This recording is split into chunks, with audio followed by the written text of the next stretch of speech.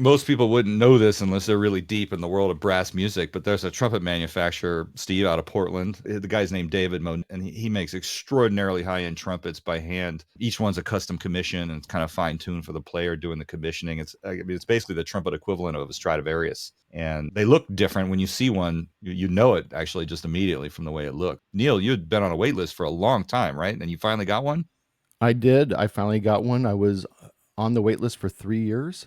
And the process that he goes through, which I didn't know the process beforehand, I just heard that it takes a while. After it started, I understood what really happens. And Dave takes a lot of pride and a lot of attention to detail goes into what he does. So he starts with finding the right mouthpiece. You get fitted for a mouthpiece. And if you don't know what a mouthpiece is, that's the part that touches your lips that you play, you buzz into, then the trumpet amplifies that sound. So he fits you for the mouthpiece. And then and that took about a year. We went back and forth. I have a box over here, 20 Monette mouthpieces, all prototypes. And once we settled, then he builds the trumpet to the mouthpiece. Think about it. It took a year to find the right mouthpiece, and then it takes him about a year to build a trumpet. And is he giving you different mouthpieces that you just play your own current trumpet? Is that what you mean?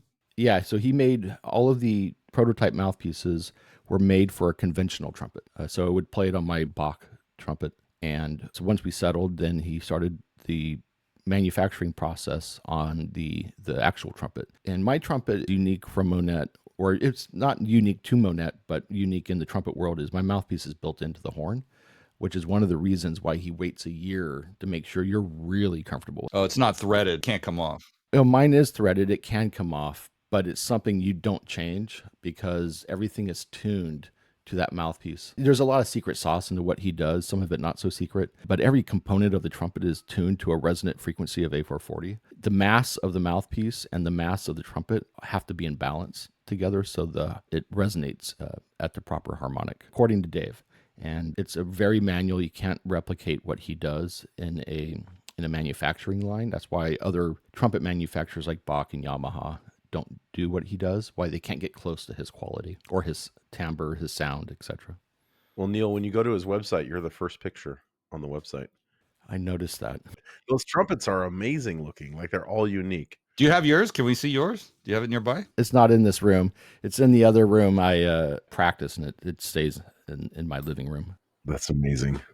Yeah, they're very cool looking. Well, okay, once they get the mouthpiece, then what happens? Then he begins construction on the rest of the horn. Now, during the time where you're trying to figure out which is the right mouthpiece, I'm making trips up to Portland. I think I made 3 or 4 trips up to Portland to play test other trumpets. And what he would do is, because he doesn't keep a lot of trumpets in the shop because they're all bespoke for somebody, so when he makes a trumpet, it usually gets sent out. So he doesn't have an inventory that he can just go play. Anytime he made a trumpet for somebody who was in line ahead of me that he thought might be a good fit, he'd fly me, and then I would play the trumpet that was intended for somebody else to see how I felt about it.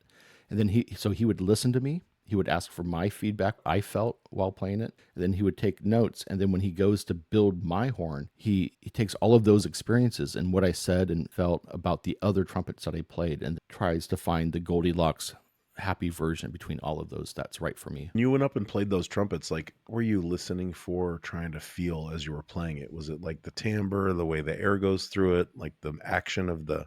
It's all of it. Yeah. For me, being a lead trumpet player, so I play high notes, is to make sure that high notes are accessible, that it's not making it harder than my existing trumpet, my old trumpet, that hopefully it's easier, that plays in tune, that the timbre is there, that it's not too dark because I need it to crew a band, but also not too bright where it just sounds like you're tearing metal. And it's a very unique sound. Everybody sounds different. And, even if I were to give my trumpet to Wayne, would sound like Wayne on my trumpet still, just like how I would sound like myself probably on Wayne's trumpet.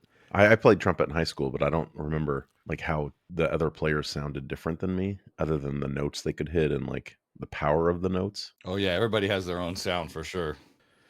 Yeah, and a little secret about my mouthpiece that I play on my Monette trumpet, it started out as a copy of Wayne's mouthpiece because I didn't like any of Dave's off-the-shelf mouthpieces that he makes as a standard production size. I gave him my mouthpiece. I was playing on Wayne Bergeron's mouthpiece before the Monette, and I said, can you just copy this? So he did, and he made a few tweaks to add the Monette spin to it. And I took one of them and sent it to Wayne as well. I'm like, hey, Wayne, Dave, here's a Monette version of your signature mouthpiece.